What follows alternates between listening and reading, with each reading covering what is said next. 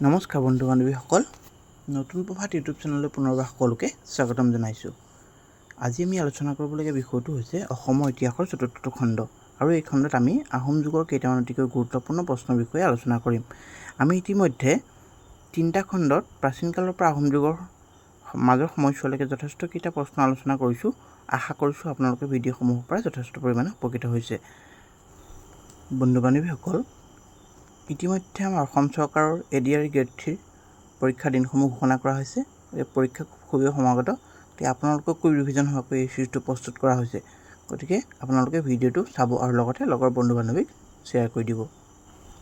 আহকচোন এতিয়া পলম নকৰি আজি আমাৰ ভিডিঅ'ৰ চিৰিজটো আৰম্ভ কৰোঁ। আমাৰ আজি প্ৰথম প্ৰশ্নটো হৈছে, চুহুংমুঙে মণিপুৰ ৰজালৈ উপহাৰ দিয়া আহোম কুঁৱৰীগৰাকী কোন আছিল? আৰু ইয়াৰ অপশ্যনসমূহ হ'ল অপশ্যন ক নামলক খাং, অপশ্যন খ ৰমণী গাভৰু, অপশ্যন গ ভাজনী, অপশ্যন ঘ খুকনাং। আৰু ইয়াৰ শুদ্ধটো হ'ল অপশ্যন ঘ খুকনাং। আনহাতে মণিপুৰ ৰজায়ো আহোম ৰজালৈ বন্ধুত্বৰ চিনস্বৰূপে নামলক খাং নামৰ এগৰাকী ৰাজকুমাৰী দ্বিমিত্ৰতা স্থাপন কৰিছিল। আজিৰ দ্বিতীয় প্ৰশ্নটো হ'ল, কোনজন আহোম ৰজাৰ দিনত প্ৰথম লোকপিয়ল কৰা হৈছিল? আৰু ইয়াৰ অপশ্যনসমূহ অপশ্যন ক প্ৰতাপ সিংহ, অপশ্যন খ চুহুংমুং স্বৰ্গদেউ, অপশ্যন গ ৰাজেশ্বৰ সিংহ, অপশ্যন ঘ উদয়াদিত্য সিংহ। আৰু ইয়াৰ শুদ্ধটো হ'ল অপশ্যন খ চুহুংমুং স্বৰ্গদেউ। আজিৰ তৃতীয় প্ৰশ্নটো হৈছে, কোনজন আহোম ৰজাই গড়গাঁৱত ৰাজধানী পাতিছিল? আৰু ইয়াৰ অপশ্যনসমূহ হ'ল অপশ্যন ক চুক্লেংমুং, অপশ্যন ক গদাধৰ সিংহ, অপশ্যন গ পুৰন্দৰ সিংহ, অপশ্যন ঘ চক্ৰধৰ সিংহ। আৰু ইয়াৰ শুদ্ধটো হ'ল অপশ্যন ক চুক্লেংমুং। আজিৰ পৰৱৰ্তী প্ৰশ্নটো হৈছে, আহোম আৰু কোচৰ মাজত প্ৰথম বিবাদ কেতিয়া হৈছিল? আৰু ইয়াৰ অপশ্যনসমূহ হ'ল অপশ্যন ক 1543 চন, অপশ্যন খ 1545 চন, অপশ্যন গ 1567 চন, অপশ্যন ঘ 1643 চন। আৰু ইয়াৰ শুদ্ধটো হ'ল অপশ্যন ক 1543 চন। বন্ধু বান্ধৱীসকল, কোচ ৰজা নৰনাৰায়ণ আৰু আহোম ৰজা চুক্লেংমুঙৰ মাজত প্ৰথম বিবাদ আৰম্ভ হৈছিল। আজিৰ পঞ্চম প্ৰশ্নটো হ'ল, গড়গাঁও পুখুৰী কোনজন আহোম ৰজাৰ দিনত খন্দোৱা হৈছিল?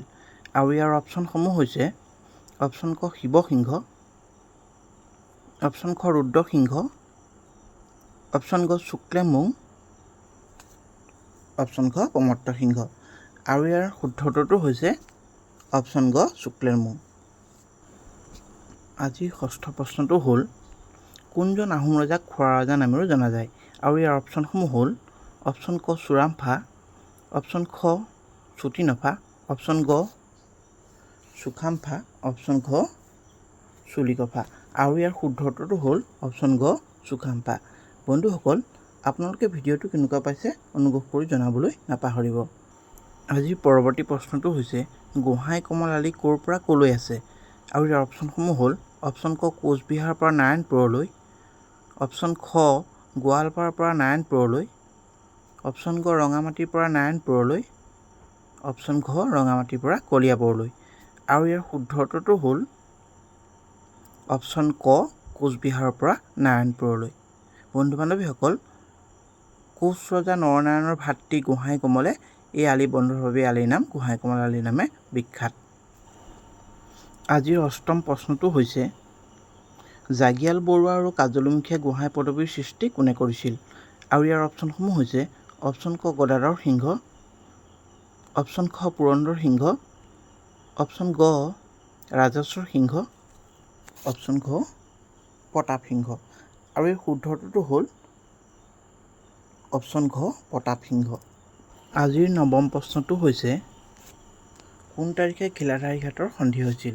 আৰু ইয়াৰ অপশ্যনসমূহ হ'ল অপশ্যন ক 1663 চনৰ 22 জানুৱাৰী, অপশ্যন খ 1663 চনৰ 25 জানুৱাৰী, অপশ্যন গ 1643 চনৰ 25 জানুৱাৰী, অপশ্যন ঘ 1663 চনৰ 23 মাৰ্চ। আৰু ইয়াৰ শুদ্ধটো হ'ল অপশ্যন ক 1663 চনৰ 22 জানুৱাৰী। বন্ধু বান্ধৱীসকল, এই ঘিলাধাৰী ঘাটৰ সন্ধি অনুসৰি আহোম ৰজা জয়ধ্বজ চৰাইখন পৰ্বতৰ পৰা আহি পেলাই পুনৰবাৰ অসমত শাসন কৰিবলৈ সক্ষম হৈছিল। কিন্তু এই চুক্তি অসমৰ বাবে অতি এটা অপমানজনক চুক্তি আছিল, যিহেতু মীৰ জুমলাই অসম আক্ৰমণ কৰি অসম ৰাজধানী গড়গাঁও দখল কৰিছিল। পৰৱৰ্তী প্ৰশ্ন, আলাবৈ ৰণ কেতিয়া হৈছিল? আৰু ইয়াৰ অপশ্যনসমূহ হ'ল অপশ্যন ক 1654 চনৰ 4 জুন, অপশ্যন খ 1654 চনৰ 23 জুন, অপশ্যন গ 1669 চনৰ 5 আগষ্ট, অপশ্যন ঘ 1669 চনৰ 15 আগষ্ট। আৰু ইয়াৰ শুদ্ধটোতো হ'ল অপশ্যন গ 1669 চনৰ 5 আগষ্ট। এই একাদশ প্ৰশ্নটো হৈছে শৰাইঘাটৰ যুদ্ধৰ সময়ত আহোমৰ সেনাপতি কোন আছিল? আৰু ইয়াৰ অপশ্যনসমূহ হ'ল অপশ্যন ক ৰাম সিংহ, অপশ্যন খ বদন বৰফুকন, অপশ্যন গ পূৰ্ণানন্দ বুঢ়াগোহাঁই, অপশ্যন ঘ লাচিত বৰফুকন। আৰু ইয়াৰ শুদ্ধ উত্তৰটো হ'ল অপশ্যন ঘ লাচিত বৰফুকন। আজিৰ পৰৱৰ্তী প্ৰশ্নটো হৈছে শৰাইঘাটৰ যুদ্ধ কেতিয়া হৈছিল? আৰু ইয়াৰ অপশ্যনসমূহ হৈছে অপশ্যন ক 1671 চনৰ জানুৱাৰী মাহত, অপশ্যন খ 1671 চনৰ ফেব্ৰুৱাৰী মাহত, অপশ্যন গ 1672 চনৰ মাৰ্চ মাহত, অপশ্যন ঘ 1671 চনৰ মাৰ্চ মাহত। আৰু ইয়াৰ শুদ্ধ উত্তৰটো হৈছে অপশ্যন ঘ 1671 চনৰ মাৰ্চ মাহত। বন্ধুসকল, এই বিখ্যাত শৰাইঘাটৰ যুদ্ধতেই আহোমসকলে মোগলসকলক পৰাভূত কৰি সম্পূৰ্ণৰূপে অসমৰ পৰা বহিষ্কাৰ কৰিবলৈ সক্ষম হৈছিল। পৰৱৰ্তী প্ৰশ্নটো হৈছে লালুকখোলা বৰফুকনৰ পূৰ্বৰ নাম কি আছিল? আৰু ইয়াৰ অপশ্যনসমূহ হৈছে অপশ্যন ক ডেকা ফুকন, অপশ্যন খ শলা গোহাঁই, অপশ্যন গ শুকতি, অপশ্যন ঘ নিমাতী ফুকন। আৰু ইয়াৰ শুদ্ধটোতো হ'ল অপশ্যন ঘ নিমাতী ফুকন। পৰৱৰ্তী প্ৰশ্নটো হৈছে কোনজন আহোম ৰজাৰ দিনৰ পৰা ৰূপৰ মুদ্ৰাৰ প্ৰচলন পোৱা গৈছে? আৰু ইয়াৰ অপশ্যনসমূহ হ'ল অপশ্যন ক গড়গড়ীয়া ৰজা, অপশ্যন খ গদাধৰ সিংহ, অপশ্যন গ গৌৰীনাথ সিংহ, অপশ্যন ঘ প্ৰতাপ সিংহ। আৰু ইয়াৰ শুদ্ধ উত্তৰটো হ'ল অপশ্যন ক গড়গড়ীয়া ৰজা। আজিৰ চিৰিজটোৰ পৰৱৰ্তী প্ৰশ্নটো হ'ল বুদ্ধিষ্ট স্বৰ্গনাৰায়ণ নামে কোনজন ৰজাক জনা গৈছিল?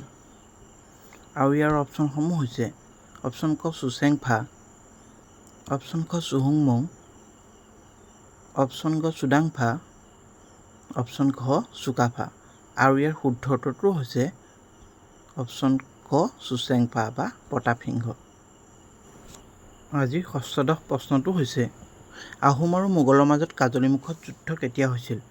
আৰু ইয়াৰ অপশ্যনসমূহ হ'ল অপশ্যন ক 1645 চন, অপশ্যন খ 1565 চন, অপশ্যন গ 1615 চন, অপশ্যন ঘ 1687 চন। আৰু ইয়াৰ শুদ্ধ উত্তৰটো হ'ল অপশ্যন গ 1615 চন। আজিৰ সপ্তদশ প্ৰশ্নটো হ'ল আহোম আৰু মোগলৰ মাজত কলিয়াবৰ সন্ধি কেতিয়া হৈছিল? আৰু ইয়াৰ অপশ্যনসমূহ হ'ল অপশ্যন ক 1639 চনৰ ফেব্ৰুৱাৰী মাহত, অপশ্যন খ 1659 চনৰ ফেব্ৰুৱাৰী মাহত, অপশ্যন গ 1759 চনৰ ফেব্ৰুৱাৰী মাহত, অপশ্যন ঘ 1779 চনৰ ফেব্ৰুৱাৰী মাহত। আৰু ইয়াৰ শুদ্ধ উত্তৰটো হ'ল অপশ্যন ক 1639 চনৰ ফেব্ৰুৱাৰী মাহত। আজিৰ অষ্টদশ প্ৰশ্নটো হৈছে কলিয়াবৰ সন্ধি মতে আহোম আৰু মোগলৰ সীমা নিৰ্ধাৰিত হৈছিল। ইয়াৰ অপশ্যনসমূহ অপশ্যন ক উত্তৰে বৰনদী দক্ষিণে অসুৰআলি, অপশ্যন খ উত্তৰে বৰনদী দক্ষিণে মঙলদৈ, অপশ্যন গ উত্তৰে বৰনদী দক্ষিণে কৰতোৱা নদী, অপশ্যন ঘ উত্তৰে সোণকোষ দক্ষিণে অসুৰআলি। আৰু ইয়াৰ শুদ্ধ উত্তৰটো হ'ল অপশ্যন ক উত্তৰে বৰনদী দক্ষিণে অসুৰআলি। আজিৰ পৰৱৰ্তী প্ৰশ্নটো হৈছে পাইক আৰু খেলপথাৰ প্ৰৱৰ্তকগৰাকী কোন আছিল? আৰু ইয়াৰ অপশ্যনসমূহ হ'ল অপশ্যন ক প্ৰতাপ সিংহ, অপশ্যন খ চন্দ্ৰকান্ত সিংহ, অপশ্যন গ ৰাজেশ্বৰ সিংহ, অপশ্যন ঘ শিৱসিংহ। আৰু ইয়াৰ শুদ্ধ উত্তৰটো হ'ল অপশ্যন ক প্ৰতাপ সিংহ। আজিৰ পৰৱৰ্তী প্ৰশ্নটো হ'ল পছা প্ৰথা কোনে প্ৰৱৰ্তন কৰিছিল? আৰু ইয়াৰ অপশ্যনসমূহ হ'ল অপশ্যন ক চুকাফা, অপশ্যন খ জয়ধ্বজ সিংহ, অপশ্যন ঘ চক্ৰধ্বজ সিংহ, অপশ্যন ঘ প্ৰতাপ সিংহ। আৰু ইয়াৰ শুদ্ধ উত্তৰটো হ'ল অপশ্যন ঘ প্ৰতাপ সিংহ। প্ৰতাপ সিংহই পাহাৰীয়া সীমান্তৱৰ্তী নগা আৰু মিৰিসকলক দমন কৰিবৰ বাবে এই পছা প্ৰথা প্ৰৱৰ্তন কৰিছিল। আজিৰ পৰৱৰ্তী প্ৰশ্নটো হ'ল নামনি অসমৰ প্ৰশাসনৰ দায়িত্বত থকা আহোম বিষয়াগৰাকী কোন আছিল? আৰু ইয়াৰ অপশ্যনসমূহ হ'ল অপশ্যন ক বৰুৱা, অপশ্যন খ বৰফুকন, অপশ্যন গ বুঢ়াগোহাঁই, অপশ্যন ঘ বৰপাত্ৰ গোহাঁই। আৰু ইয়াৰ শুদ্ধ উত্তৰটো হ'ল অপশ্যন খ বৰফুকন। আজিৰ পৰৱৰ্তী প্ৰশ্নটো হ'ল বৰবৰুৱা পদত অধিষ্ঠিত প্ৰথম বিষয়াগৰাকী কোন আছিল? আৰু ইয়াৰ অপশ্যনসমূহ হ'ল অপশ্যন ক লাঙি পানীশিয়া, অপশ্যন খ মোমাই তামুলী, অপশ্যন গ আতন গোহাঁই, অপশ্যন ঘ শলা গোহাঁই। আৰু ইয়াৰ শুদ্ধ উত্তৰটো হ'ল অপশ্যন খ মোমাই তামুলী বৰবৰুৱা। আজিৰ পৰৱৰ্তী প্ৰশ্নটো হৈছে কোন আহোম ৰজাক ভগা ৰজা নামে জনা যায়? আৰু ইয়াৰ অপশ্যনসমূহ হ'ল অপশ্যন ক চুৰামফা, অপশ্যন খ চুতেউফা, অপশ্যন ক চুহুংমুং, অপশ্যন ক চুজাংফা। আৰু ইয়াৰ শুদ্ধ উত্তৰটো হ'ল অপশ্যন ক চুৰামফা। পৰৱৰ্তী প্ৰশ্নটো হৈছে কোনজন আহোম ৰজাক কেঁকোৰা ৰজা বোলা হৈছিল?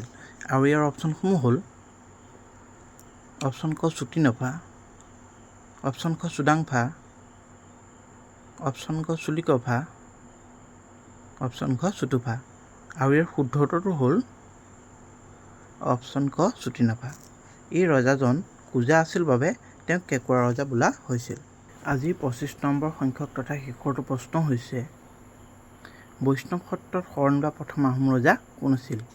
আৰু ইয়াৰ অপশ্যনসমূহ হ'ল অপশ্যন ক গদাধৰ সিংহ, অপশ্যন খ জয়ধ্বজ সিংহ, অপশ্যন ক উদয়াদিত্য সিংহ, অপশ্যন ঘ গৌৰীনাথ সিংহ। আৰু ইয়াৰ শুদ্ধ উত্তৰটো হ'ল অপশ্যন খ জয়ধ্বজ সিংহ। বন্ধু বান্ধৱীসকল, আপোনালোকে ভিডিঅ'টো চাই যদি উপকৃত হ'ল তেন্তে চেনেলটো কিন্তু ছাবস্ক্ৰাইব কৰি দিবলৈ নাপাহৰিব। আজিলৈ ইমানেই, ধন্যবাদ।